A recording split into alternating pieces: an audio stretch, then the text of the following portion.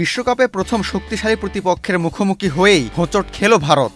দক্ষিণ আফ্রিকার বিপক্ষে শুধু হারই নয়, ৭৬ রানের লজ্জার পরাজয় বরণ করতে হয়েছে ভারতকে। এই বড় ব্যবধানের হার সরাসরি সেমিফাইনালে ওঠার পথে বড় ধাক্কা হয়ে দাঁড়িয়েছে। Gold's Gym across 30+ countries with over 700+ locations worldwide. Train anywhere, belong everywhere. এখন গ্রুপ পর্বে বাকি দুই ম্যাচ জিতলেও অন্য দলের ফলাফলের উপর তাকিয়ে থাকতে হবে সূর্যকুমারদের। রবিবারের ম্যাচের পর গ্রুপ 1-এ সবার উপরে দক্ষিণ আফ্রিকা। তাদের সংগ্রহ 2 পয়েন্ট, নেট রান রেট +3.800। বিপরীতে ভারত 0 পয়েন্ট ও -3.800 নেট রান রেট নিয়ে তালিকার তলানিতে। ওয়েস্ট ইন্ডিজ ও জিম্বাবুয়ে এখনও সুপার 8-এ নিজেদের কোনো ম্যাচ খেলেনি।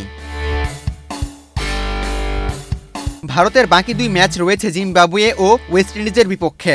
26শে ফেব্রুয়ারি চেন্নাইয়ের মাঠে জিম্বাবুয়ে ও 1 মার্চ ইডেন গার্ডেনে ওয়েস্ট ইন্ডিজের বিরুদ্ধে খেলবেন স্বাগতিকরা। এই দুই ম্যাচে জয় পেলে ভারতের পয়েন্ট হবে 4। কিন্তু সমীকরণ এত সহজ নয়। 4 পয়েন্টে পৌঁছানোর সুযোগ রয়েছে 3 দলের। তাই ভারতকে প্রার্থনা করতে হবে দক্ষিণ আফ্রিকা যেন তাদের বাকি দুই ম্যাচেও জয় পায়। সেক্ষেত্রে প্রোটিয়াদের পয়েন্ট হবে 6 আর ভারত বাকি দুই ম্যাচ জিতলে 4 পয়েন্ট নিয়ে সরাসরি সেমিফাইনালে উঠতে পারবে। কারণ তখন জিম্বাবুয়ে ও ক্যারিবীয়রা 2 পয়েন্টের বেশি অর্জন করতে পারবে না।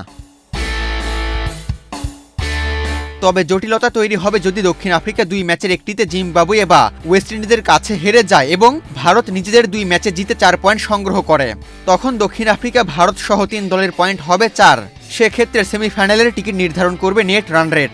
৭৬ রানের বড় ব্যবধানে হারের কারণে ভারতের নেট রান রেটে বড় ধাক্কা লেগেছে। ফলে পরের 2 ম্যাচে শুধু জয়ই নয়, বড় ব্যবধানের জয় প্রয়োজন। পাশাপাশি প্রার্থনা করতে হবে যাতে দক্ষিণ আফ্রিকা হারলেও ব্যবধান যেন খুব বেশি না হয়। সব মিলিয়ে ভারতের সেমিফাইনালের ভাগ্য পেন্ডুলামের মতো ঝুলছে। কারণ বাকি 2 ম্যাচের একটি হারলেই প্রায় সব সমীকরণই অর্থহীন হয়ে যাবে। তখন কোনো অঙ্কেই সেমিফাইনালে ওঠার সুযোগ থাকবে না 2 বারের বিশ্ব চ্যাম্পিয়নদের। আবু তালহা, বাংলাদেশ প্রতিদিন।